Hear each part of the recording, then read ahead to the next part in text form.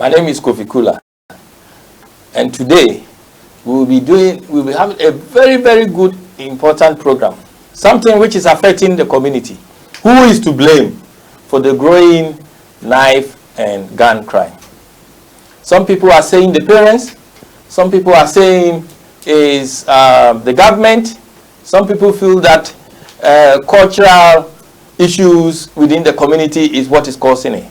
Some blame identity, our identity and our children's identity.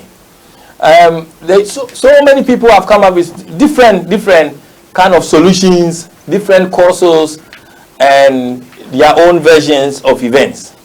But what we have to be mindful is, last week, during the Halloween, 31st October, during the Halloween, a young person lost his life. He have to take himself to North London Hospital, in Middlesex Hospital, where he lost his life. Then also, that incident took place in Lavender Hill. I understand. I think it's Chase Farm or North Middlesex Hospital. Chase Farm. Chase Farm. That's where he went. Yeah. Today, I have on my right Mr. Ken Hines, who is Haringey Community Against Violence and Police Advisor for SOP and SEG. Thank you, Ken. Thank you for providing me with the platform. Thank you. And also on my left, I have with me Mr. Maxwell Owusu-Kodia, who is the chairman of Lean on Me, which is a Ghana association. Thank you. Thank you very much for the platform. Thank you. To be part of the discussion. I think the Lean on Me, they call it Memaku. Merimama. Yes, That's it. Thank you. Yes. And at Lean on Me is doing a number of things which Mr. Maxwell Owusu-Kodia would tell us and let us know about it as time goes on. Ken, we are experiencing issues with knife and gun crime as a community. Now, who is to blame here? Is there a blame game here? What is the causes? Most people are saying it's the parents, and they should stop, pushing the responsibility to the government. What is happening here? Personally, I think it's all too easy for us to blame others for our own failing. And I think at the end of it is that if we the black community generally tend to have other people come to fight our battles on our behalf. And what that has generally done, I believe it's made us as a race, is made us lazy. I believe it also has made us not digging deep enough to do what is required to bring about the change. I believe that we have now reached that point where we are now saying enough is enough, and we have now start waking up as a race and saying simply that it's unacceptable for the violence to continue the way it's continuing to affect our children.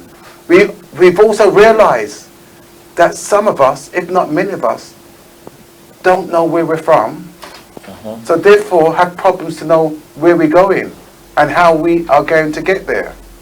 But I believe we have, from people like Martin Luther King and Bernie Grant, have planted the seed and the pathway for us to follow to actually make that substantial difference that is so needed in my community. And I'm just here as a foot soldier to actually carry out the work in these trying and testing times. Thank you. Mr. Kodia, or Maxwell. Anyhow. Maxwell, yeah. Now, you heard what Ken is saying about, I mean, is there a blame here? Or some people are saying, we have to look at parents in terms of the way, they're parenting their children. Some people saying it's the community, the government is not doing enough. Even some blame the police cut. Who is to blame here? Is there a blame here? Well, I guess there is a blame, but I guess the blame is us and everybody who has either heard about it or has failed to do anything about it. Us, because we are the building unit, the basic unit of community. We are the basic unit of family. And to the extent that we are neglecting our core responsibility as those units in family, in society, I think all of us are to blame. I appreciate the issues with economics and how we kind of get squeezed in the process. We are being used as a means to other people reaching their end. Now, there's an academic discussion to be had with it. There's a lot of research where they've come up with all manner of reasons why we are where we are.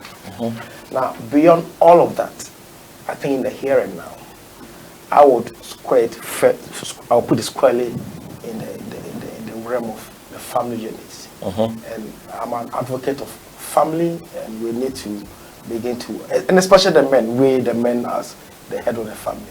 I think we need to begin to take our role as critical members of the family. And once we do that, and we do that properly and get our kids along.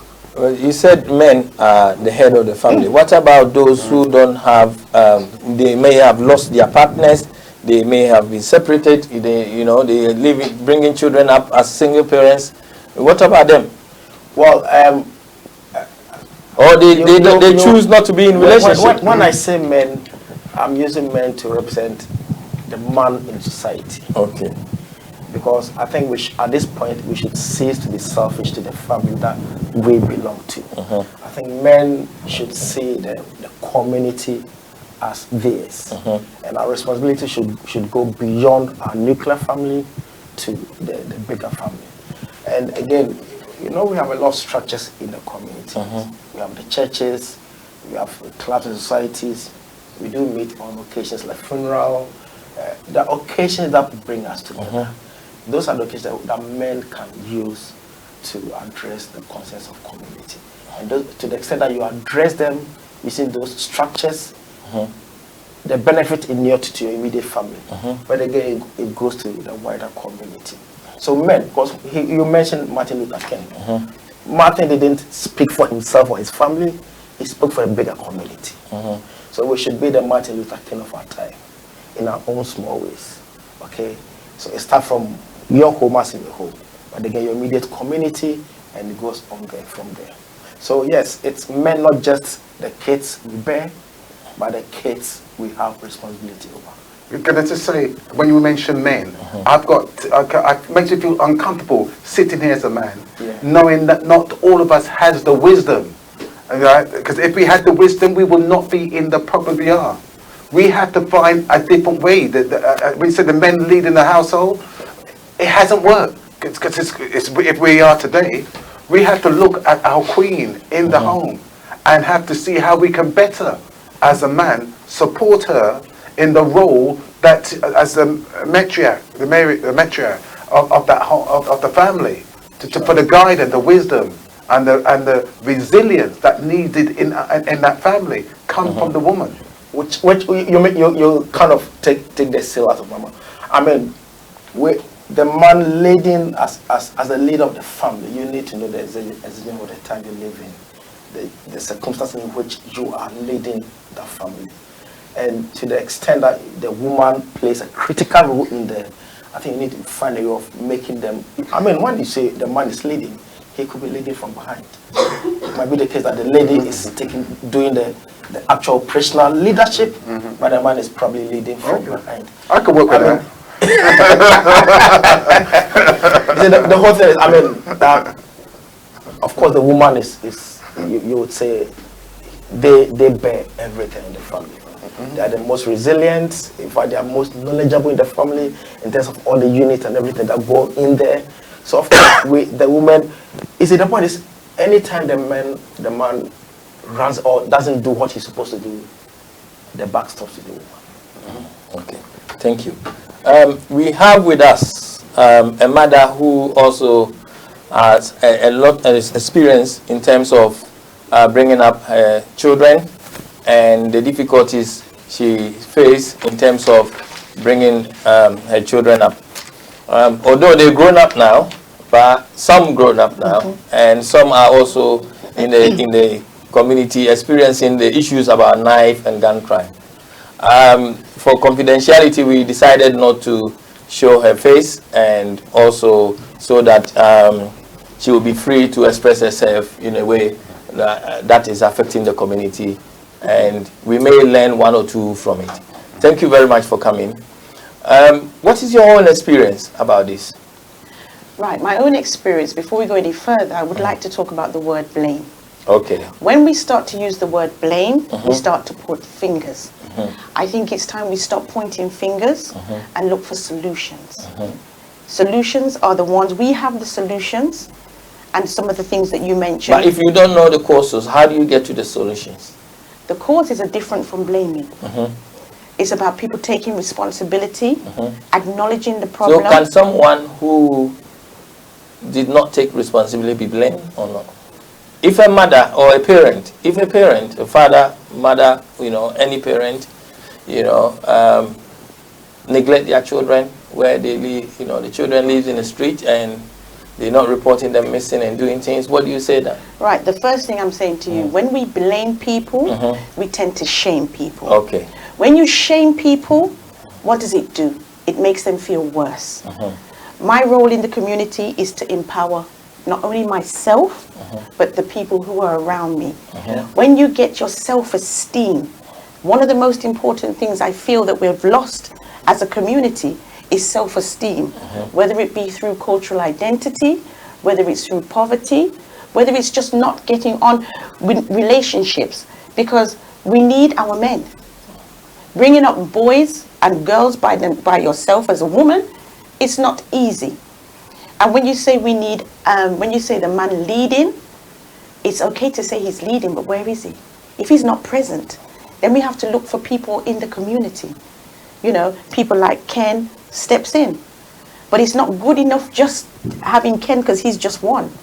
We need to each one, as you said, have responsibility. We need responsibility. We need accountability. But we also have to face the fact that we're living in a system that is geared for us to fail. We have to talk about the scarring that we have through our ancestors. We have over 400 years of this pain. And I think now people are beginning to wake up and know that I am my brother's keeper, I am my sister's keeper. So as I said to you, reducing the factor of blame, I'm looking for solutions. Yeah, I mean, it's good. So what is your own experience? But when you talk about, you keep on saying men. Now, are you ignoring the fact that not everyone will live with someone or be in a relationship with someone? So therefore, a role model don't have to be a male, but could also be a female. I hear that. But as a woman, I brought up many boys. And I have many boys come into my house. But I cannot teach them to be a man. I can only do things that a male may do. I mean, like the offside rule of football, it's lost on me. I have no interest in that. But when you see, as I'm even for a male, grooming himself, standing tall in his own...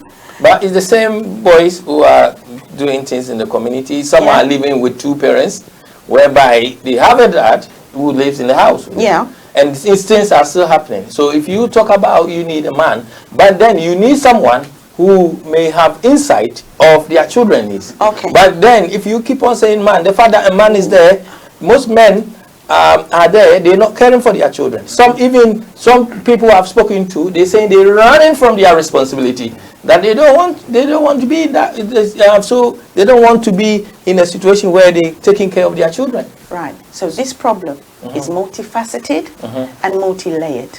It's not one thing. I'm not just saying it's men, it's women as well. That's it. Now you. It's about what goes on in the home. Sometimes, like I said, if you have low self-esteem, as a woman, as a man, they will pass it on to your children. It's very difficult to get somebody with high self-esteem to do something wrong. Let's look at your experiences before we Okay. can move on. Now, in your own experience, bringing up boys, like you said, how is it like, in terms of they are going out, coming in, their friendship group? Have they experienced these things? Right. I have boys in their 30s, in their 20s, and one in his teens. I have seen that my own personal development, working on my self-esteem, I can see where I've gone wrong. I can see where the gaps are. But how do I now... What did you do wrong? When I say wrong, I say errors. When I say faults that I have. Yeah, okay. Our listeners may want to know some of the faults, because this is a learning program. Solutions to talk about. Yes. Right. With my older boys, for instance, at that time I was together with my partner. we did things as a team. Financially, it was better. Emotionally, it was better. Because there was two of us. When I was tired, he could carry on. We were able to co-parent. Yes? So they had that man in the house that sometimes when boys start to get big now and they started to be a man, sometimes you needed the lion to come in and calm the cubs in a way that maybe a female does not do it. However, when that relationship breaks down, I saw the difference, both financially, emotionally, because now I'm trying to keep my eye on everybody. I am tired. So the children are not going to get the same quality of time from me as I have when I have another partner. Yes, of course, if there's two parents in the house and it's not great, that's never going to work. But this is where we say we have brotherhood. I know there's people like Ken that do groups where they do male mentoring. Yeah? So you've got the men that come in the community that support other men from whatever age they are. So they're the things that I'm looking at. Did your children experience knife crime? Oh yes, I have a vast amount of experience because I have many boys. Also, those boys have brought many boys. And what I have seen the influence of gun, death. I've seen stabbings. I've seen young men that have come in and I've had to help them, assist them, patch up their wounds. And then I have to say to them, well, you have to go to the police. They don't want to go because they don't trust the police. They hardly trust some adults because they get blamed. Sometimes I've even seen things where, for instance, I have two things on video clearly showing that even they can't even trust the police. Because if I hadn't been in the situation and saw what happened, I would disbelieve my own child. However, on video, you can clearly see that the child did nothing wrong. But if I hadn't seen it, then there we go, we'd be blaming the child for something that he did not do, left with a criminal record. So then that child wouldn't even trust me, let alone the police. So I've seen, like I said before, I've seen where you've warned these young men, and it's mainly the young men, some young girls, when they come into my home, a lot of the time, unfortunately, they say they don't see their dad. Or if they see their dad, they have a poor relationship with their father. Some of them have a poor relationship with mom because mom is not even feeling well. Sometimes it's mental health. So this is what I'm saying to you. I don't want to blame anybody. I want people to take ownership. So some of the children that you come across with, some of their parents may experience issues with mental health. Yes. So the care of the children is the problem. Do they have any extended family? Some do, some don't. And because one thing we are not great as a community is reaching out. But you see, sometimes when we reach out to the authorities, you then become the victim. You get blamed because they don't understand our culture and they don't understand the system that we're living in. And the same people that are causing the problems, we are trying to run to them for help. It doesn't work. We will let you continue. Hold on. Now, as an association, Lean on Me, you know, you are all men. How many of you? We have 51. Membership is capped at 51. 51. And there's a huge demand for people to join. But at the moment, just to maintain the quality, we cap membership 51. Yes. You know. So, does your members experience issues like this? Well, I mean, these are endemic in the black community, and because all Lenomi members are Ghanaians, it's common with us. Now, what we do is, just as we all say, because there are 51 of us, we lend each other the shoulder that is needed. We are there for the other person. So within ourselves, we're able to solve some of the issues that would have otherwise developed into split up or kids going astray. And every now and then we have programs where we invite our families, we get the kids around. So you see that the Lenomi members are a community within the community. We know wives and kids, and and every member looks out for the kids of the other members. So to that extent, and the kids also see the other members as uncles, so to speak, and that way they have several eyes looking. Do you think associations are doing enough to support the Ghanaian community, as you are saying. There Now, is- considering the growing number of children who have come into the attention of the police, either being a victim or perpetrator. Yeah, but there is always something good to come out of association. There's a cost and a benefit. Now, if it is properly done, I think association could be used to help the situation. However, it shouldn't be the case that parents engage in this association at the expense of spending time with their children. It shouldn't be the case that parents give a lot of premium to membership of this association at the expense of the support they need to give their parents. And you realize that the other cost to some of these associations is the fact that we end up creating this platform, WhatsApp platforms, where you get parents spending so much time on these platforms at the expense of the support they need to give their parents. However, now by virtue of the numbers and the fact that several eyes are watching, we are creating that enclave of community within the community. The kids get that extended support from the other members, and that way it does help. For us as an association, we have funds to help members who are in difficulty. We don't have endless fund, but we have the means of helping members in times of need.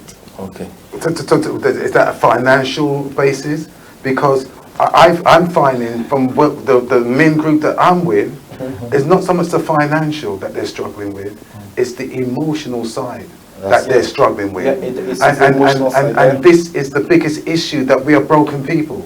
We're broken men with broken women producing broken children. And when we look at it in that scenario, it's all about building the emotional resilience.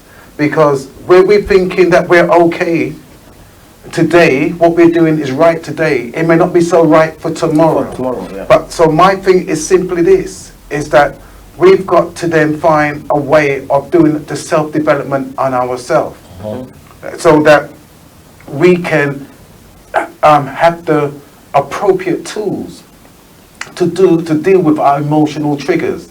Because we know when we get mad, and that, well, I can speak, when I get mad and that red mist come down, I've got very little control over my emotions.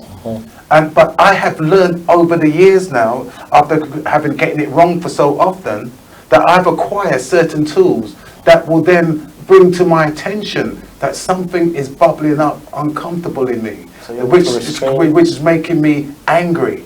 And I may be angry at yourself, and I look at you, and I have to say to myself, instead of before I would want to punch you out, I will look at you, I will look at you and say, where's that coming from within me? So I take it back to the ownership, as we're saying, in me. So then I begin to start to blame you.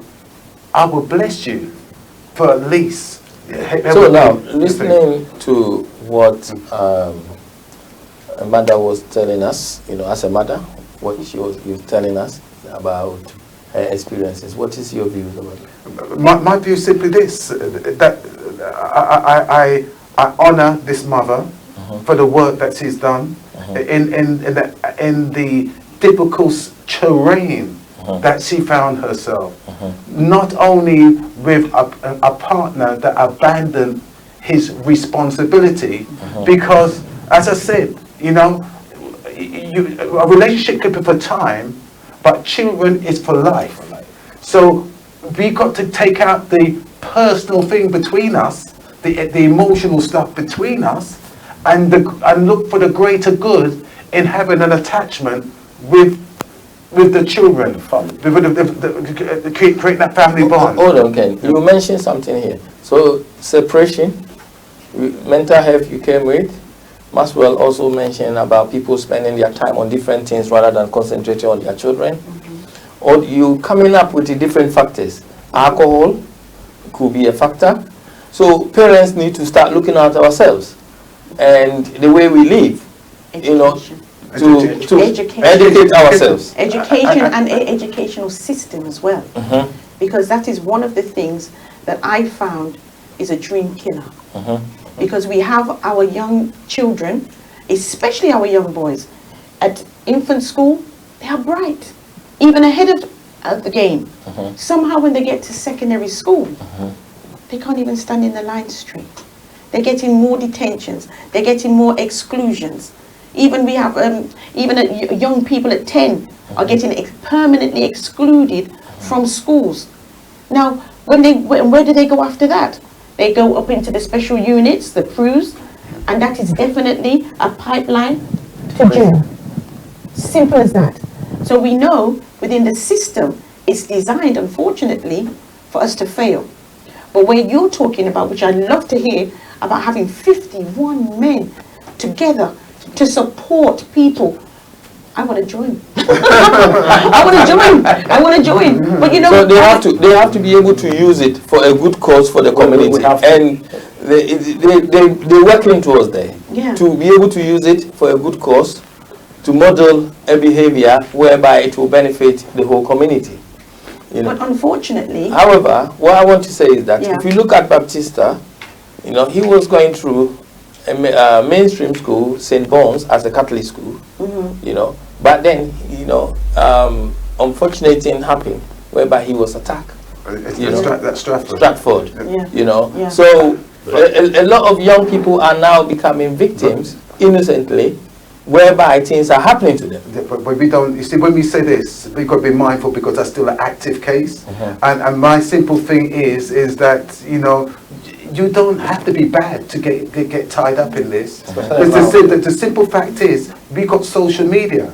And we just don't know. You might be thinking you're talking to someone. And I always tell these young people that when you're doing anything on the social media, don't do it from a place of anger, a place of rage. Because these things will come out kind of wrong in a sense, because it's not only wrong today, but it's got no timeline. So these things will come back 5-10 years, and make that big, and still come back and have an effect on that person. And this is what we're saying is one of the major drivers towards the escalation of violence. but one thing we do have to remember, we tarnish, even ourselves, tarnish our young men as being terrible. What we have to remember, most young men will it's only a small portion of the community that will do these things for a small portion of their lives. You have the recidivists, yes, but once they're even gone past into the judicial system and into jail, we have to support them. And too often what we do, once they displease us, we abandon them and we send them to a system that is already against them and expect them to come out better. Well, I've got a father who was telling me yesterday that, you know, he experienced a stroke, you know, sadly. You know, now his movement is not that much. Now you have young children, and caring for them is not been easy. Although he gets support for himself, but not support in terms of the children. Now his children goes out to play, you know, who supervise that, who kind of monitor all these things, you know. In cases like this, you know, how do we educate the community around it, you know, whereby you will be able to get support. Then you also have parents who are also single mothers, you know, single parents caring for their children alone. You may have one with mental health problems where the children are out, you know. You may have one who have lost their parents where other people are caring for them, you know, not in a position to care for them. So the issues are deep. It's deep. But when we do these things singularly, this is where we struggle. This is where groups like yourselves, 51 people, somebody else you can turn to. Yeah, 51. This father would need support. Yeah, and if he's got a partner, she will need support. But this is what we say, we bring up our children as a village. I think we've become very selfish and very self-centered, because so often I hear parents that have made it successfully, whether they're two-parent or one. Well, we did it, or my parents did it. So I say to them, well, if you've done it, and you know people who have done it, get those that are struggling and just help one family. To rise out of that poverty. Bring that child up as a village. Do we know our children? Well, that's the bottom. How well do parents know their I children? think it's really down to knowledge of the children and having effective communication with the children. The truth of it, most of we parents really do not know what our kids or we don't seem to, just as you're saying, I think we are quick to accuse them and blame them. And because of that, we create a wedge between ourselves and them. And that breaks communication between us and the children. But if they can't talk to us, then the only option is to talk to their friends or the people they meet on social media, and that way we lose them. So I think from the discussion, from what my other colleagues are saying, the first thing we need to do is, one, not to start from the position of blame. To acknowledge that all the kids, given the right support, they have good intentions, they want something better for themselves. And with that love, we open up communication channels, we probably would know our children a bit better, and be able to support them. Personally, I would say what we don't do is enough social activity outside the home. Because what we do inside the home, we all got our smartphone, and the parents is just as bad as the children. Because if we sit around having a dinner, if we want to sit down, no, that you've got the smartphone that is prominent at every stage. We find it very hard to leave it down to put it away for a weekend. We got to actually start looking at this, and what we got to start looking is the quality of the engagement we're having with our children. Because again, what I like about the things like the Band of Brothers is about we taking the youngsters away into the woods for a weekend, and they're not allowed their mobile phone, nor are we. But the important thing is, that same weekend we take the young people to, we as the elders had to go on those weekends first to experience it for ourselves, so that we can model what that looks like for the youngsters. And what we find is, when we're using that weekend to look, to express and to allow ourselves to be vulnerable, to show the young people it's okay to be vulnerable, but be in that safe space, so that we can start looking at the deeper root cause of where that kind of rage, of that emotional rage is coming from, and what we can we can start looking at putting tools in place for them to actually start dealing with it, the fallout better.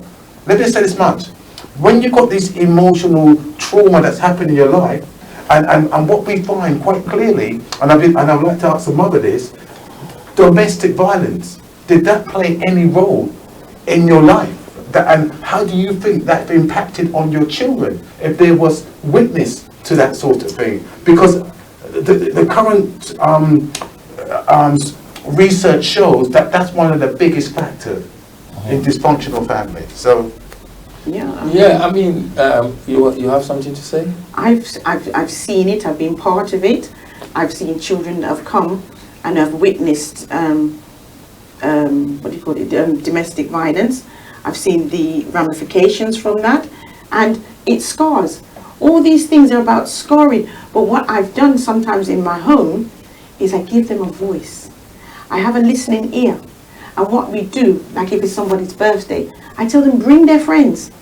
Yes, it's inconvenient. Yes, the house gets a mess.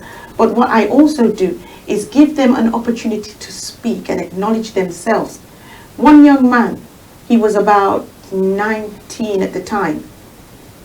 He said, "What, me speak?" I said, "Say something about what you want to say about, your friend, and it's his birthday." He said, "I've never experienced that. I've never been able to say what I wanted to say." He said, "There's so much love in here." So if we don't give children or young people a voice to even express and acknowledge themselves and give each other praise, where will they get to do it? Because I have people now where you have weddings and they say no children. They have no community centers to go and express themselves, let out that energy. People are going on social media generally because they have nowhere else to go. They can't go to the parks because the park is a dangerous place. I heard a police officer say, "Well, why don't you go to the park?" So, when you've got young children, they want to let out that energy. Where do you express that energy? Where do you express your pain? But the thing is, we keep on saying park. Does everyone want to go to the park? I'm not a park person. Now, so too we have to understand that not every young person may want to go to the park. The youth center, where do they go? The youth center, the activities there may not interest some young people. Okay, after school clubs, sometimes you can't even afford them. So where do these young people But go? you're talking about a more younger age for after school club. I mean, you're talking about teenagers now who are engaged in this. And now, when we're talking about teenagers, we need to talk about things which may interest them. I mean, not many young people may want to go to a youth club or may want to go to after school club or park. What are they going to do in the park? Most young What is people there? have not had the opportunity. You won't know if you want to go if there's not one there. That's right. You understand? What I would say is that we need to encourage our young people in terms of having interest in the areas of strength. For example, it could be sports. You know, it could be some activity of interest. Now, but as a parent, my question is, how well do you know your young person to be able to support them? Before you go there, sorry, why one can't we thing. just change their perception to about so consumer to be entrepreneurs? Right, entrepreneurship is where we need to start really looking and delving and getting people to think outside of the box. I see too much people sitting idly in places like McDonald's and other fast food chains that they sit and it becomes a young people hub, and they get to like the excitement, which may not always be healthy. So they think, ooh, you know, and they're also picking up the language of the road and the attitude of the road. So, in Maxwell, what is culture part of it? Yeah, For example, being an African, bringing up your children. And at least I think I speak for the Ghanaian community. I mean, for most migrants from like me who have migrated from, say, any part of Africa, we come in here with our culture. Now, we have our unique culture from where we've come from. Now, if you were to have married a lady who was born here, she may be black, but she thinks she's white. So she probably would have, she has the European culture. She has the Western culture. So you have in that home dual culture. And you begin to see these cultures begin to knock heads. You bring forth kids, they then have a hybrid of the culture that is existing in the home, and they carve out of those complicity their own culture. Now, the difficulty the parents then would have is to deal with a child who saying their parents' culture and deciding the culture they want to have based on the education system they have in. The parent begins to have a difficulty controlling the child. I guess what we need, parents, is one, a better understanding of the situation that our kids are in. How we can blend that with our culture and how we can do an introspection of ourselves to see what more we can do to help our kids to understand us better. There's something you said to me which was very interesting. You asked me about what do I blame myself about. One thing I don't think some of us do well is we don't plan. Planning to even have children. Yes. And also, before we even talk about how do we help the children, why don't we start talking about how we help ourselves? Yes. How do we not build up our own self-esteem, Yes. understanding each other's culture, understanding... Is it self-esteem or is it a parent having an understanding of our own needs? Self-esteem, knowledge of self, knowledge of culture, knowledge of who you are as a person. Once you're strong in yourself, you will bring up strong children. Yeah? And this knocking of heads, it's going to happen anyway. But when you're strong in your culture, you're strong in your culture, it makes us stronger, not weaker. Because if we don't deal with our own, because every single one of us is scarred somewhere along the line. Every single one has their issues. But once we work on those first, because we start working on children, we haven't even dealt with ourselves yet. We can't even get on sometimes husband and wife, boyfriend and girlfriend. We can't even do that. Sometimes we're condemning our men, the men are condemning our women, and we do it more. I think in our culture, we really do have a bad way of knocking each other's self-esteem down. Thank you. People who are joining gangs, young people, sometimes they can't go to areas, certain areas. You know, what is happening? No, oh, listen, and for us to try to get to understand what that looks like for a For young example, person. if a parent, hold on, I will let you go on, Ken. But for example, Waltham Forest, you know, they can go to maybe Stratford. Sorry, they can go to Walthamstow, but they leave. Postcode, Yeah, Yeah, the that's postcode war. And then, if you have a young person bringing them up, what is happening? What is making Listen. this? What is happening? This, no, it's, And our parents are aware of this. it's very serious and very challenging time for those young people. This is why we couldn't understand in the blazing heat. You'll find the young people wearing a heavy winter coat with a hood on, right? I'm walking up and down the street, and I have to ask them, why do you find the need to wear such heavy clothes on a day like this, on a beautiful day like this? He goes, well, big man, if I don't have this, I never know who might be driving by or riding by, who may see me and may want to associate me with something else. And I find myself now, you know, with people who come and want to just attack me. A young man, for example, just 3 weeks ago, a young man was walking, who I'm mentoring, was walking down the high road in Tottenham at 11 o'clock in the morning when these 4 men jumped out the car and rushed him. He ran off, and when he's running, he dropped his mobile phone. And when he came back, picked the mobile phone to run up again, the people caught up and tripped him. So as he fell, they started stamping him out. Then one man produced a Rambo knife to go to stab him in the mouth, and this woman screamed, and public, remember, and she screamed, and she grabbed the knife man by the hood and swung him around. That distracted him and gave that young man a chance to run off. That would have been a different story. Has that hatred come across? They don't know each other that well, but because they've been the social environment that they find themselves in, they look at it like a game, and they call that if I'm able to kill someone, that's me giving someone what they call a red card. That's me to go and make, if I wanted to go and make a drill music, I can put that as part of the lyrics to say this is me. And YouTube, getting enough hits, will then pay them for that kind of terrible kind of experience they're talking about. Music's supposed to be beautiful, not ugly, not the devil work. That is the devil work, and we should not be able to get access to that kind of work. Thank you. Maswad? Well, these are the stories that you hardly. So, and these things happened last 3 weeks. I had it happen outside my door Yeah, go on. on more than one occasion. Let us hear more about that. A young boy happened to be, well, he was actually going to the shop. One of my sons knows this young man. He passes him. He said, oh yeah, I'll come to you with to the shop. Next thing, some boys from another area spot him, chase him. He runs into my garden to try and get help. I heard a noise, but I didn't know what was going on.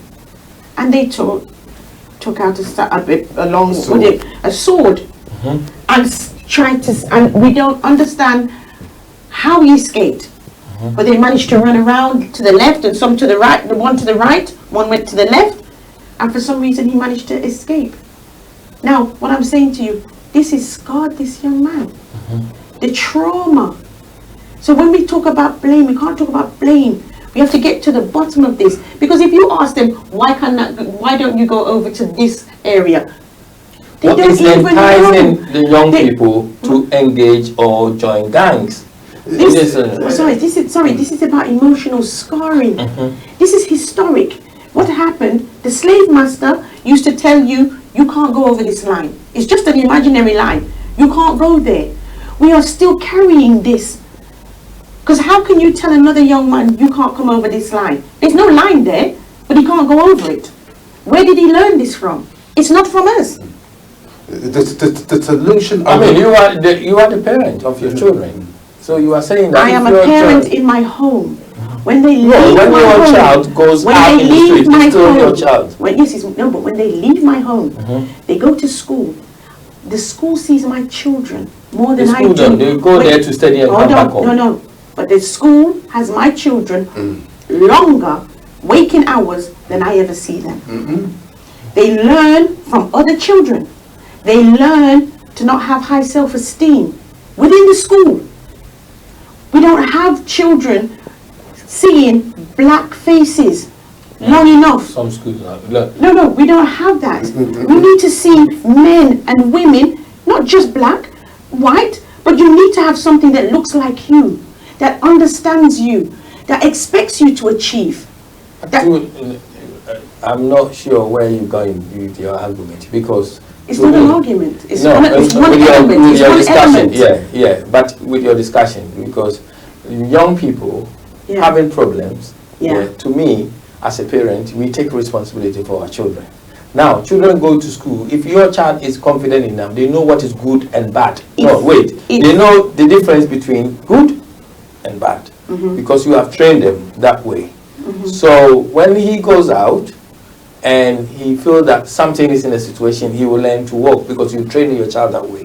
What is your views about it? Well, I mean, this is, we have a generation where parents are training on kids what things that the kids don't even need. We have 1-year-old kids, parents are having birthday parties for them. 1-year-old birthday party, they spend thousands on a party that a child doesn't need and hasn't demanded for it and hasn't worked for it. So we are bringing up kids who don't know the difference between their needs and their wants, and they think whatever they want they should get. Okay, so growing up my time, there are certain things you have to work for it. So I think some part of it, and we've already said that these are hydra-headed. The reason behind where we are, it can be one particular reason, but one is we need to instill in kids the discipline of working for things. If I don't see why we should be throwing parties for a 1-year-old boy and invite friends, and the kids have no idea the meaning of the party. Do you think as parents we are engaged So maybe in poor parenting. Maybe we need to work on ourselves first before even agreeing to bring forth Yes, children, that's right. But you and I know that the concept of childbearing is hardly planned. Yeah. Yeah. It is not everything but planning. It starts with love. I honestly believe if we want, like, as I said, that young man who I told you about got scarred, now he wants to go and walk with his own knife. No, he wants to, because he just don't feel safe again. how easy it is for, because of the nature of being part of police advisor for stop and search. Now, how easy for these young people to have access to knives? That's very easy. That's very easy. But what happened to the young man? He came back after he got beaten up. He came back to my house. He wanted to go and take the kitchen knife from my house to go back down there and to find those people, because he's all bumped up, all messed up in the face, right? And he didn't expect me to be home. It was like, you see how God put me there? God put me in that space where I was able to calm him and said to him that you will become. So he was attacked in the street? At the top in Tottenham. And what happened? Why was he attacked? Well, he still don't know. 4 people just jumped out the car and just beat him up.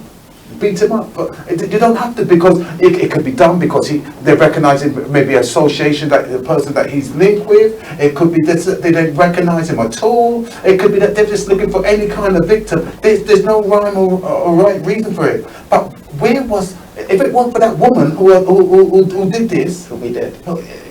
extraordinary, right? But my thing is simply, where are the elders in those spaces that we can make that safe space? for that young person. They're busy on their phone. My concern is this: with that young man, should he go and pick a knife up? With that volatility he now has as being, I've got beaten up, and I'm not gonna have that. I've seen young people in the street, young as maybe 14, 15, could be 16 years old, 13 years old. You go to Stratford, they're full of there. Wood Green, they're there. They're standing in different places. Young people, and they're free. Where are the parents, and what are the police doing in terms of supporting this? Look, sometimes parents are even at work. Yeah, there's a lot of poverty around. A lot of people are struggling to keep up with their rent or their mortgage. So you're damned if you do, and you're damned if you don't. But this is what I talk about, the sense of community. And another thing about these knives, where are these knives coming from? I'm not talking about these kitchen knives. These Rambo knives that are designed to go into you and remove your intestines. Yes. Listen, how did they get these knives? They don't mind if they have the knives. We as a community generally know who are carrying the knives. The young people. I don't know, because I report them to the police. The young people know where the knives are. And because they don't necessarily trust you and I, and as you say, how well do you know your children? Sometimes we don't know them. They have a street face and a home face. And you don't know how much your child is influencing my child with all the best parenting in the world. So when we have a better relationship with our young people, they do come and tell the likes of myself and the likes of Ken where the knives are. We've removed knives. I've taken knives from people. But then how do I get them? We have to educate them. Because once somebody like Ken or myself removes a knife, we educate them. We talk to them. And they're less likely to pick up another knife. However, if the police take it off them, they're just going to get another knife. It's about educating. It's about building up their self-esteem. What is the difference? So if police take a knife from a young person, then you said they will go and buy another. I said because what we do, we educate them. We police make a we referral. stick by them. You cannot go to people who are causing you damage and ask them for help. I want to give you an example where innocently, even stop and searches, some children are not doing anything. I've been involved where police have said, whenever I see a group of young men, and I mean our young men, whenever I see them, the first thing I think, what are they carrying, and which one of them are carrying it? What do you mean? So I said, but they could be just walking, they're just coming from football. So they're already blaming them and suspecting them of violence. They're not doing anything. So when they become bitter and angry, and we don't give them that voice and the opportunity to express themselves and how to heal from the stop and search that scarred them already. Because when you have a stop and search, it's supposed to be a fair stop. A fair stop, not a fear stop. I think I'm a fan of stop and search because of what is going on. What's your view about that? I feel that stop and search, it should go on because of the things that is happening. What is your view? I think that the policy is probably good, but how it is being implemented. Thank you. So probably the disproportionate application of the stop and search on certain category of people. Yes. Make it as if it's a tool to intimidate them, to find every reason to establish evidence that there's criminality in that community. Maxwell, you got it right, because it's based on race, racial profiling. I am in favor of intelligence-led stop and search, but that you're working with the community so that we get the right people more often than we don't. At the moment, we're getting the wrong people, we're targeting the wrong people. This is why 4 out of 5 stops and search doesn't end with no further action. But my thing is that what I said to the police, the most important part of this is the police staying professional. It's the interaction between the police and the person they stop. And if it's done in a professional manner, we can gain on that. But when you look at the police training, we now understand why you still have a problem 40 years later, because it's the police training the police. The police don't call outside grassroots groups like Community Against Violence and Stop and Search to come and talk to the new recruits. to give them another flavour of the importance of what the work that they're about to undertake. So when we say so, and I will say to any person listening to this, come, I will invite you to come and to sit with me. Let's go and look at the stop and search raw data so that we can see how many stops and search they're doing for knives, for guns, and how much knives and guns are they taking off our street each month. Why can't they give us this figure? Why must then I spend many hours to research it to get this? We know they said that it's good for stopping people with knives and guns, but yet less than 3% of their search each month is round about knife crime. That's a problem. We would, if it was that good, I would expect to see 25, 30, 40% of their stop and search being for that. Okay, so to be mindful for what we're doing, because what they would do, they are going to use it and turn it disproportionately on the black race yet again. But be mindful, they're talking about building 10,000 unit prison. That's going to take 10 years to come on board. Now they've planned that already. Boris Johnson has said they're planning, and it's costing 4 billion to build that. But yet they are planning to, where they get these people from? They're getting it from us, our community.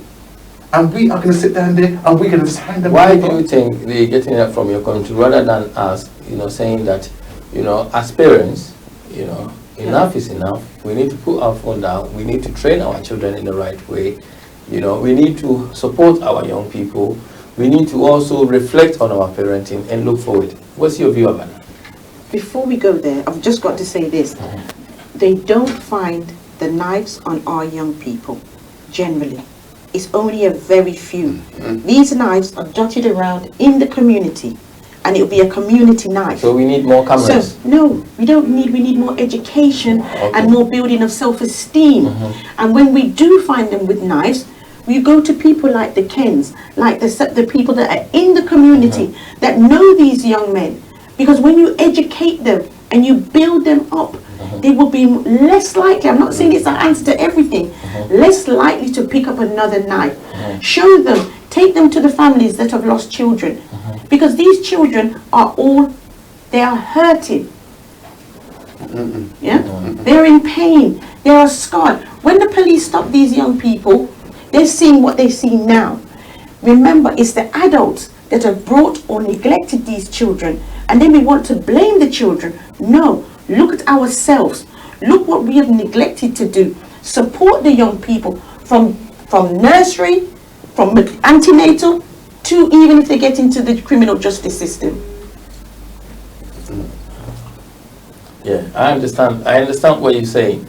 So be careful when you do say you want more stop and searches, because what's going to happen is happening to your children and my children disproportionately. I'm pretty sure, I just want to believe you're playing a devil's advocate. Yes. It's probably just to get a discussion going. Viewers' numbers.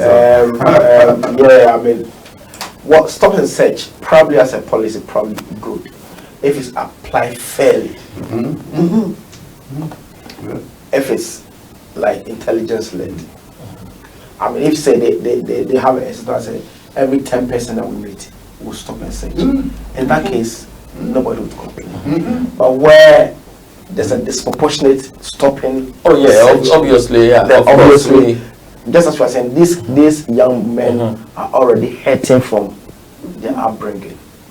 Then you further complicate the scar they're carrying by stopping and searching them when they've done no wrong. And one thing they don't use.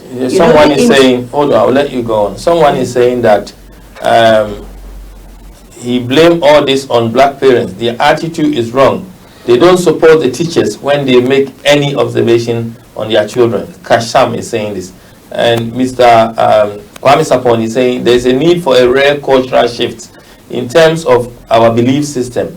This may require a significant decision to perhaps move out of the area to ensure the safety of our kids. No. What, No, because I tell you, when they're doing that, it's called gentrification. This is what's happening. You find that Tottenham is not looking at Tottenham. Walthamstow, people can't afford to move in here, right? And so they move them out. But they're moving the problem elsewhere. They're not dealing with the issue, so they're moving to Milton Keynes, they're moving to Margate, they're moving it to Manchester, they move to Birmingham, because they're just exporting the volatility somewhere else. We've got to take responsibility for the children, for the mess that we're making here. Our parents not working with teachers? But parents are generally are, but we have to see the teachers are being disadvantaged. When you have a teaching class of 30 plus pupils of different learning knowledge, that's a problem. All it takes is 1 or 2 children in that class to become active, and they become disruptive in that environment. So when we say, don't get me wrong, parenting, but we've got to say, if we have put down and say, right, before you can have children, you've got to answer these 12 questions or pass this test to show that you have got the aptitude to be good parents. Because otherwise, we've got children producing children, and they've got no support system, and a lot of them are come from the care system, and we see what the care system is producing. They're producing higher numbers of young people who go straight to prison at a younger age. And so when we talk about parenting, we've got to be mindful as a community. As I said, if we don't take the approach, it takes a village to bring up a child. Otherwise, that child may come back and burn the village down just to feel it. Yeah, but you know, fine. The concept of village is good, but the unit of the village are the individuals within the village. We have kids who have never read a single book cover to cover. We give them a book, they try to flip the book as if they're flipping a mobile phone. So the first thing the child knows is a mobile phone. You take the phone from them, it's like you're cutting their throat. 2 years old, 3, 4, they have their smartphone, they sleep with. So most of our issues currently is the mobile phone. First for the parents and 2 for the children. Because even as parents, we spend a lot of time on our phone to the neglect of our children. We engage our friends on social media platforms, every other means of communication on the phone. And as much time as we spend on the phone, it's the same amount of time we never get to spend with our children. And once we are doing that, we've made it easier for our kids to have their phone, to be on the, so you go into a home, the husband is on the phone, the wife is on the phone, kids are on their phone. Nobody is talking to in different rooms. Nobody is either a phone or a tablet, and there is each one in different communication. And you're not even watching. How do you even get to know? And you're not even monitoring what the kids are watching or what the kids are getting involved in. But another point what I'm trying to make is what I said to you earlier. The children are at school for more waking hours than you have your children. So if they're doing that, then that's to their detriment. What we are missing here, low self-esteem happens within the school. You have said self-esteem. Now move on away from that, because we said it so many times. No, because this is the but one. But our viewers have heard that point, so yes, you need to come up with different points. No, I'm going to come to it, because within school, if you don't expect, because I've had it with my boys, where I've had teachers say, don't expect much from him. Oh, this one's not going to get far. Not every child that is in school is going to be an academic. We want children to fit into a system that they're not always designed to. When you have, like Ken was saying, you have a class of 30 children. What a lot of these children that end up in the prison system, they have underlying disability. So that child that's flipping through the book, it's not because they don't want to read the book, sometimes they cannot read. But do you, as a parent, do you identify that? When you identify it, if I've had children with disability and you go to school, it's a minefield. No. Just to get them assessed. Do you get assessment from CAMS or disability? It's when you have to get there. It's what do you do to get there. In the infant school, it's almost non-existent unless you've got a severe disability. When you ask, I've had children with, they say, so-called dyslexia. In the infant school, you don't notice it so much. You notice it, but you know, they play around. When they get to secondary school, it becomes a big problem. And this is why I keep talking about self-esteem. Because if a child is left from this age here into secondary school and cannot read and write, and it's been missed, then they become trouble. But why do the parents leave that late? What support No, it's system not is this? because the support system is poor. When you go, if people have been to CAMS and tried to get an assessment, you're waiting 6 months. All of a sudden, your papers disappear.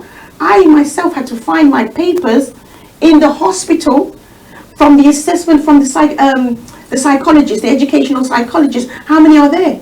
There are only a few there. This is why I'm saying we have like groups like yourself. When you have 51 men, my goodness, I would love to grab hold of 10 of them and come into the community and do after school club. Now, our interest is now, you're a young person with disability. How old is he now? One of them, he's now 20. What is he doing? He's autistic, so he does different things. But that's not because of necessarily school. School tried to help. But their funding is small.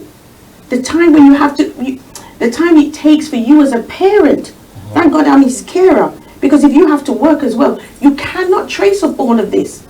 If you're a single parent, you don't have the resources. If I had money, of course I could get it like this. But everything costs. But what happens if you've got one of your 51 men that can work with Ken, that can work with me, then we raise that child. But we have to do it for a sustained period of time. What I find is inconsistency. Because if you don't have consistency for a child, they will Many feel abandoned. parents are afraid to live in London now. What they're saying is that the events that are happening, I mean, we're talking about now are you free to talk? If you was to show your face, you're not free, you're not comfortable with that. Because of what is going on, the growing effect. So people are afraid to come out. People are afraid to go in the street, go to certain areas. That's right. Yes. Young people.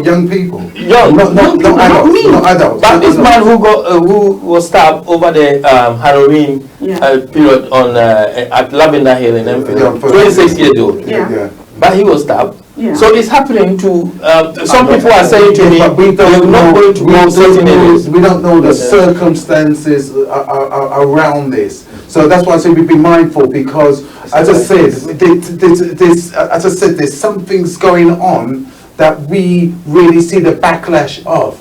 But what we don't understand is the underlying issue which has caused that perfect storm to come together, where these people come together and it's resulted in someone losing their life. And I've said to you, London is just as safe as any other part of the country. And if you're thinking at the end of the day, by moving somewhere outside of London, that you are going to have better fortune, you could be very much misguided on that. What you should stay here and fight by using solutions to make that difference, to make this a better So the world. parents need to reflect on the parenting, their style, how to care for their children, rather than moving away from the area. And then to come and join our parenting club. Our parenting club. So to identify those kind of challenges that your children may be going through. Because sometimes, as I said, a parent may be doing 2 jobs. And as a key latch, your child is left to do at their own device. So when they come from school now, they may have a problem. But there's nobody there to talk to. And when the parent come home, the parent may be too tired. Let's talk about drug dealers now. Today we are exploring a number of areas. How did they get these young people to? Because I've heard young people saying, we don't work for older people, we work for ourselves. What is happening?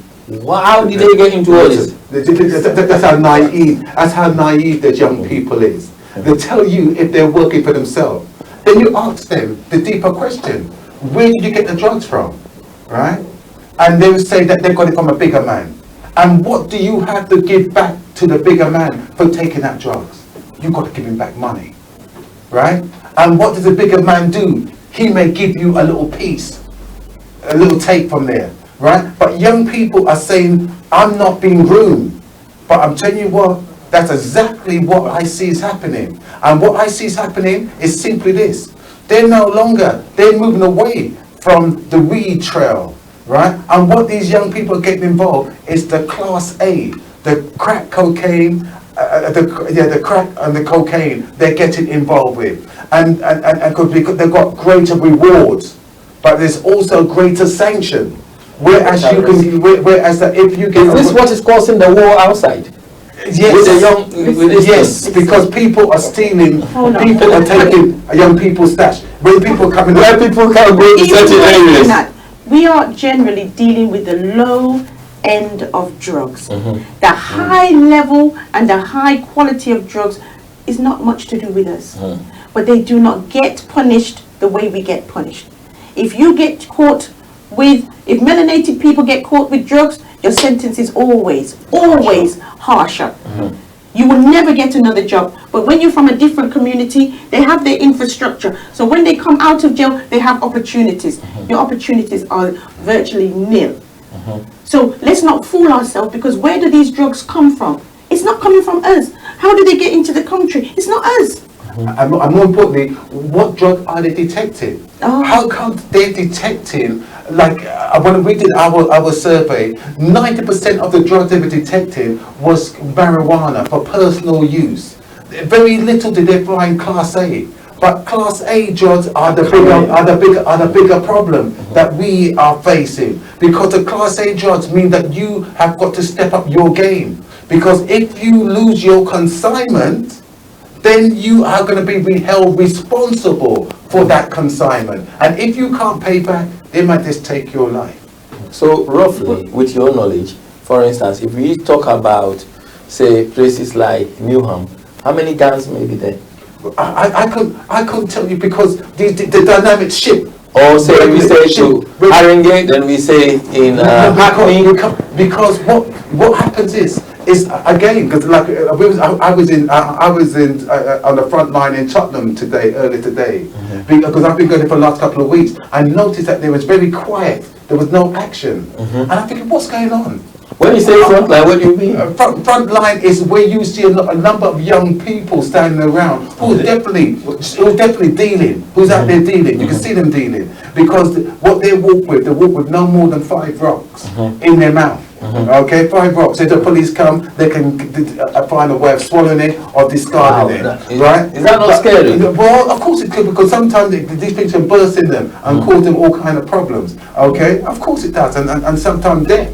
Okay, or they can choke on it. But the simple fact, what I'm trying to make here is that when I've gone down there today, I noticed I saw new faces. I haven't seen these kids, and they're not local kids. These are people coming from other parts of maybe London, coming to stand on this volatile hotspot, which is known for specifically drug dealing, right? And so that's me. That means that there's somebody who now get new recruits, because the ones that the police took off the front line 2 weeks ago are now in custody. Do you understand? So the police will do this with this gang here and watch it for three months or 6 months, and then you might see them on TV on Good Morning Britain, right? When you see the police about to go and do a raid, and you've got Siddiq Khan, the mayor's office, who's going to go down there and say, this is what we're doing. We're having this special operation to take these people off our street, to sweep the streets clean. But that might only do it for a day or two. Because it's so lucrative, you're going to find other people who will step back in that space. So do you think we need to legalize the drugs? I personally believe so. Personally, I feel so that if you can't police all drugs, then let's just legalize all of it. Right? For the simple reason, you'll take that out of the drug dealers and the other things that comes along, the dark force that comes along with that. That's my personal. And also, you have to remember, even within the drug culture, the police treat you differently. Because if you go to Glastonbury, they even let those people take their drugs to Class A drugs to test if it's good quality. Yet you're going to go to jail if you're fined with a small portion of marijuana. At Notting Hill Carnival. At Notting Hill Carnival, or even in the streets. I mean, so what I'm saying to you, one thing we haven't touched upon is poverty. Poverty, often people say, oh, why are these young boys doing it? Sometimes you talk about parenting and parents. There are a lot of parents here struggling. Like I said, there's a lot of people living in absolute poverty, poor housing. Some of them don't even have enough to put the electric or the gas on. Yet they're struggling. So when somebody comes along and says to this young boy, oh, what do you want? People say, oh, it's all about the trainers. No. Sometimes they're helping mom put on the gas and the electric. Buying. Parents are taking money from their children. Yes. Some are doing that, yes. And is it wrong? Of course it's wrong. But is it a necessity? In some cases it is. And you have to remember, most of these children that you find in trouble do not come from the families with a nice warm dinner, with the one that sits down and reads and writes with them. But if you don't address those children that have come out of the care system, they will influence your children, because the boys will marry or get involved with the girls that come from very good homes, but these boys will influence them. And even those from the good homes, when parents are busy, the girls, they look for love. And they look for love and attention in all the wrong places. So when you're thinking, oh, well, it's down to the parents, it could well be. But when you have a need, and we all have emotional needs, and when they're not met, this is where these people who are damaged can influence your child. You understand? Because you might be doing your best, but it doesn't mean that that person that's next to you has done their best. Some parents encourage their children into this thing. I'm just No, I didn't say no. Please. No, I didn't say you said that, but I'm not asking saying the that. question. No, not encourage. Out of Collusion. necessity. And that's what I've got. Necessity. No, I will tell you, I've got issue about the necessity part of it, because there's consequence Yes. that goes with that. And if the consequence will outweigh what we call term the necessity, because I know if you are dabbling with the devil's work, that you're going to have to pay the price when the devil comes up and asks for the payback. You're going to have to pay a price for it.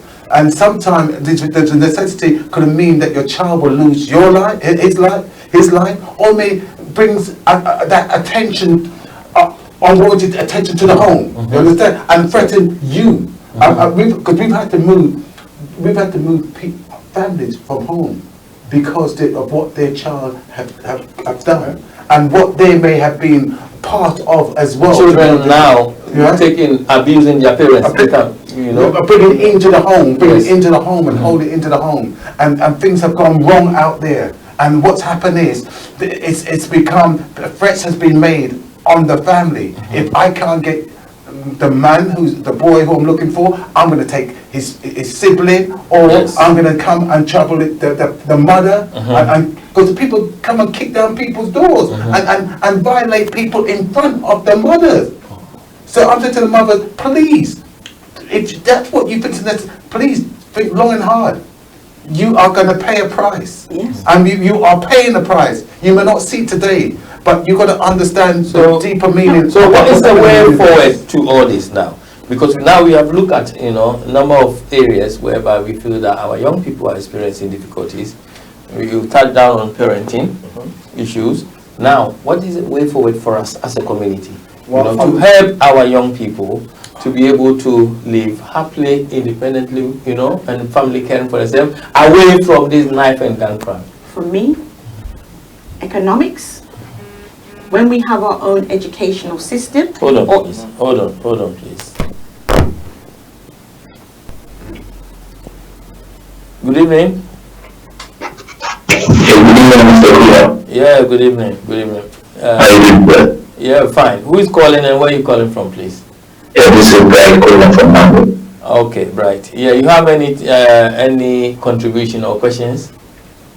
Yeah, I've been listening to the program for a bit, and I've been contemplating being able to call. I think the topic that you guys are talking about is very deep, and it's one that has a lot of things to share. And I believe, the unfortunate and the sad thing is our youth are dying. Yes. The shameful thing of it is that it's affecting all type of community and all society. And it's about time that we have to sort of rise up and do more, because it's all good saying this and saying that, but we have to have a solution, proper solution. We need to really empower our young men and how to be entrepreneurs, how to be leaders, how to have key skills. You see, a lot of these young people are looking for a quick fix. Because there's one that I would like to one day join you guys in the studio and we can have a proper chat, because I'm coming from the background where they come from. Obviously, as a former gang member and being in the streets and being involved in all this knife and gun crime, see my friends died, stabbed and shot or what have you, and all these other things. The picture is bigger than from the government. From the beginning, the system is set up for us to fail. Now the system is set up for us to fail as all these benefit and the things that's given to, you know, mothers, as in called as single mothers, make it be that the woman does not need a man. So therefore, the home is always broken anyway. Yeah. Because the essence is that the man is not needed. Yes, right. And obviously, there is sometimes that where there are some men who's meant to be there and play man role, but then therefore they are not even playing that role that they're meant to, as much as they are there. And then therefore it leaves a burden, and then there's these young people who, and the shameful thing is there's our black community. There's not any other community that's suffering. And it comes to because our community do not know how to take benefit. The only thing is we see benefit as secure, but the benefit is the one that's destroying. Because you take, the benefit is to take, and then the fact is, once you're taking, you're neglecting the fact that you need support as in two-parent co-parenting and working together to bring up kids. Not to depend on a simple benefit that's going to be over because I don't need a man to be there, so I can do whatever I want.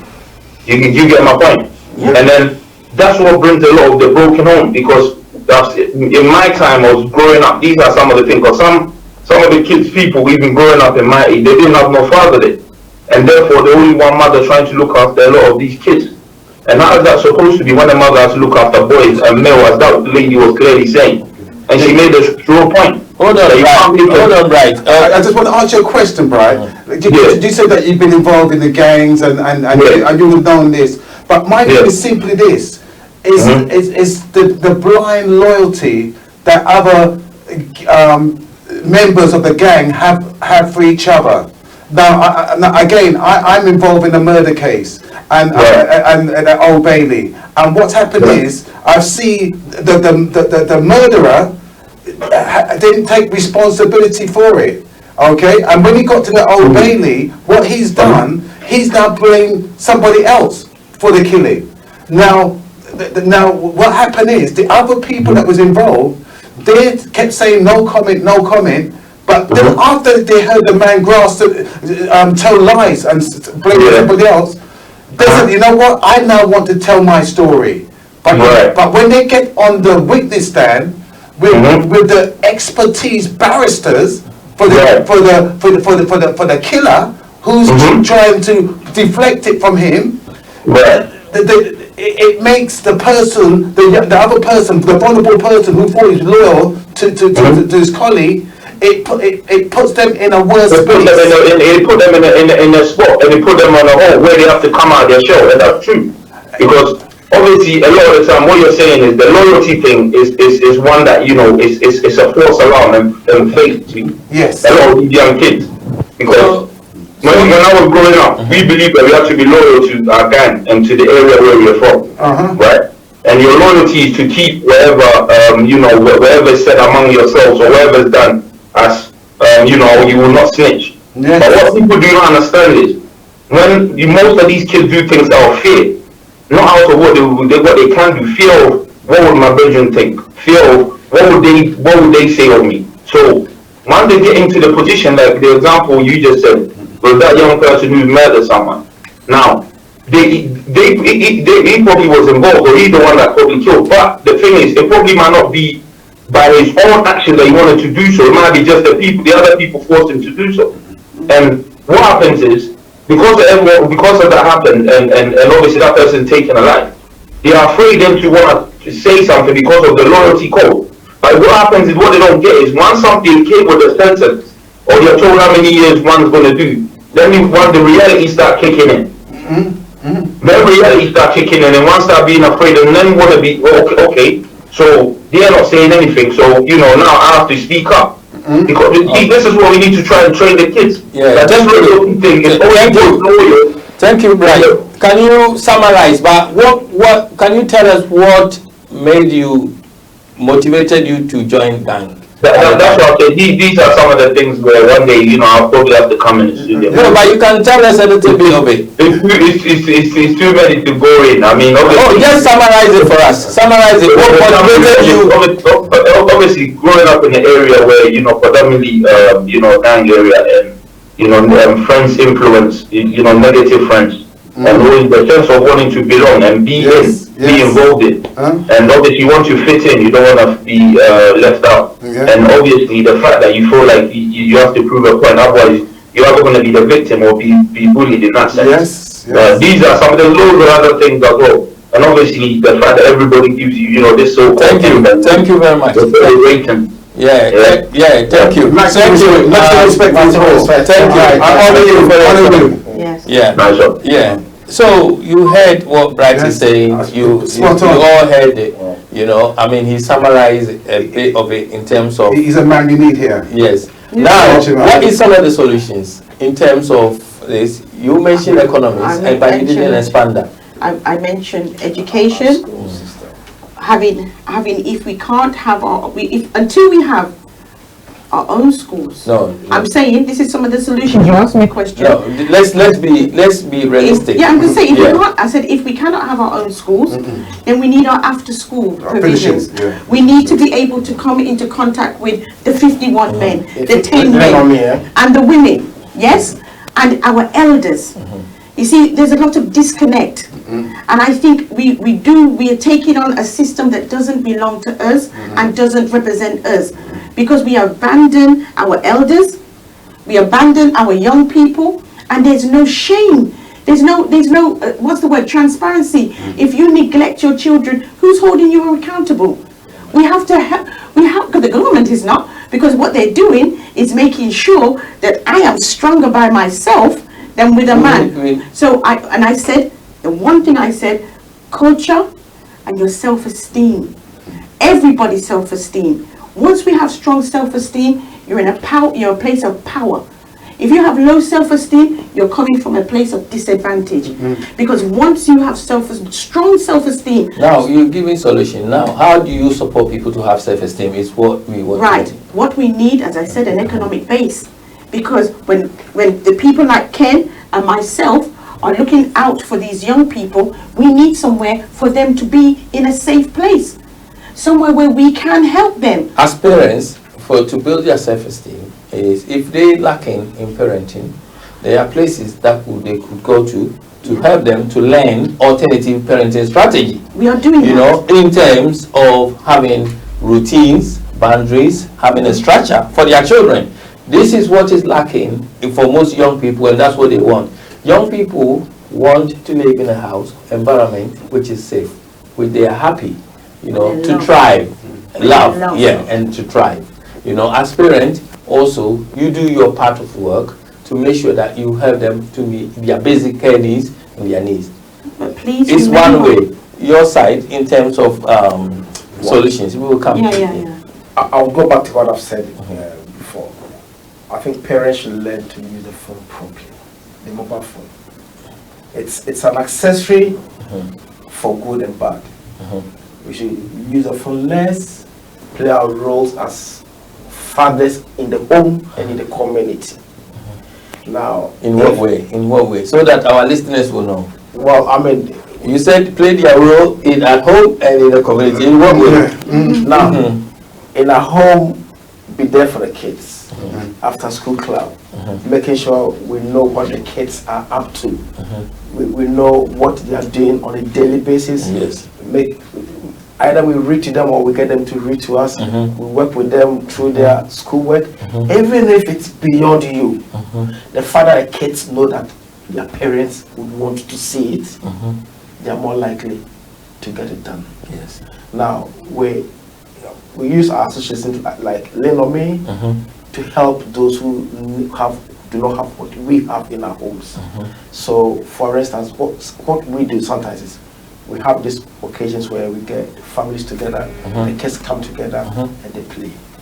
I think we can move it to the next step where we can carve out of that an after school system where the kids that have difficulty, it may be the kids that parents are there, but they are not in a position to help the kids with their work. These are the kind of structures that we can create in the community to help our own children. Because the point is, whether you like it or not, it doesn't matter what you do in your own home. Your kids are going to be part of a wider rotten society. So the earlier you contribute towards curing the ill of society, the better. Okay. I mean, if I were selfish and said, well, all I needed to do is my home, my kids will step out of the home and play with other kids in the community. So I guess if we started thinking communal than individual. That's right. That's the thing, the way to go. Can I just, I'll pick up from where you left off there, what you're saying is absolutely key. Because what we do as Community Against Violence is simply two things, which I think is key in what we're doing. We provide a service called Auntie and Uncle. It's different to mentoring, but it's an extension of the family. So that is for individuals that we train to spend 3-4 hours a week with these with a young person. That means the parent might be under pressure, like you said, they'll be working 2 jobs, but you'd be there for the child after school. You'd be there for, like parents, like if a parents meeting at school. If the person's got social sport, like they play football or netball or swimming, got an activity, that we can be there to support the family. Without cutting, you see, all these checks you need to do, the DBS, because you're going to entrust kids in their care. These extended uncles or aunties, that's right.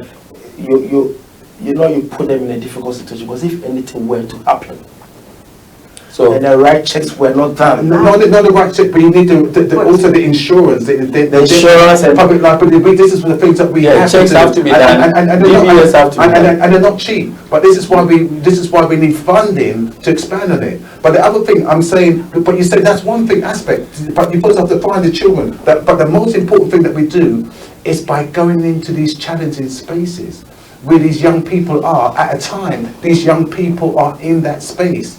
And what like the McDonald's, like the chicken shop, the fast chicken food shop, like some of the centre, like Stratford, like on the stairs, where there are the shopping mall that you find the children. And what we do is you got to turn up on regular, so you befriend that child. No different to what the drug dealer is doing in the very same space. We have to compete and outpeat them to get the attention of the young people. These are practical things that we can do, and these are practical skills that, first of all, you develop self, but you're also then able to go and help other people. Okay. Because of time, in your final analysis for 1 minute or so, in terms of a way forward around all this. Right, really quickly, DBS. Yes, we can have DBS, and depending on what the crime is. But when we exclude people that have been through that journey because they have a criminal record, when do we ever forgive them? And that's one thing we never touched on, is forgiveness. Forgiving each other, forgiving our parents. It's not really down to, it's not down to you. It's down to the system. No, I'm saying that when we exclude, because we know disproportionately we have criminal records for simple things. We will talk about that another time. Now, what is the way forward in terms of the program today, and in terms of solutions? Right. What is the way forward to all this knife and gun crime? For me, in summary for 1 minute. Right. It's love, loving yourself, transparency, accountability. Transparency in what? Transparency if things go wrong. For who? For either the victim or the perpetrator, whether it's from the police, whether it's from ourselves, we need transparency. We need to see that even if the police are doing things wrong to you, that they are equally held accountable. If we as parents are not doing things right, we're held accountable, but with support. Education, educating yourself, educating your children, and working together as a community. That is my quick summary. My thing about the DBS, don't forget, even if you've got a criminal record, you still could be taken on. But at least it's to make the organizer aware of exactly what. But that will place the children at risk. Not necessarily, because it's only if you leave that person alone with a youngster without having a third party there, then that could be an issue. But there's things, so long as you're not left alone with a child, and anyway, I won't want. It depends what his crime is, because I would never take someone of all sort of sexual nature. We will touch the. But personally, as I said, what I feel is like we need to have programs like this, which is actually pushing out that we are talking from, we identify what the issues are, but more importantly, we're coming from the solution base. And solution base is just simply this, what we are already doing on the ground. But we need to upskill it and get more people involved. We've got, as I said, as a race, we've got to accept that we are damaged, disproportionately, I would say, and I would say we need to start the healing by getting the professionals that surround us to come together and for us to start working as a unit. We've been told that we cannot work with another black organisation, but we have to change the narrative and find ways of us to push that through and become strong. Thank you. All right, I mean, I'll tell you what and I'm talking for what we are doing as we speak. On 14th December, the club I represent, which is Lenome, the 51 member club, we are having a gathering of a minimum of 500 people across different sections. Of course, it's ticketed, it's not free. To enter is £30 per head, and couple is £50. Now, within that space, within that platform, we have the borough commander there, we have the mayor of Enfield there, we have the Ghana High Commissioner, the ambassador there. Now, we are creating that platform to expand the cooperation. In fact, we are positioning ourselves as a critical stakeholder in all this discourse.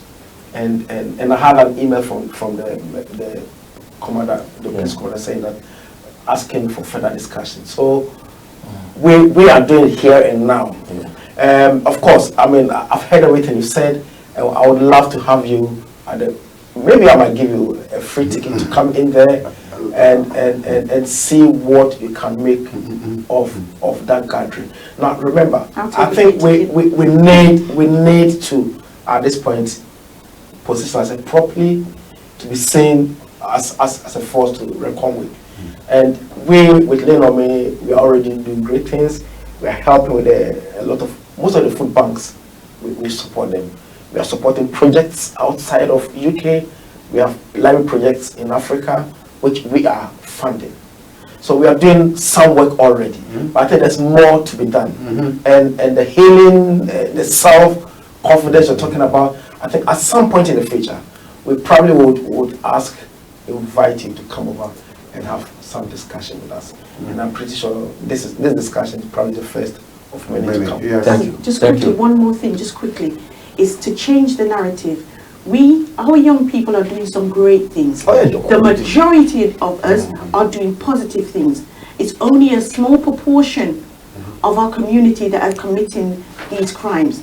There are people doing university, they're in economic fields, they're in banks, they're doing law, they're being doctors.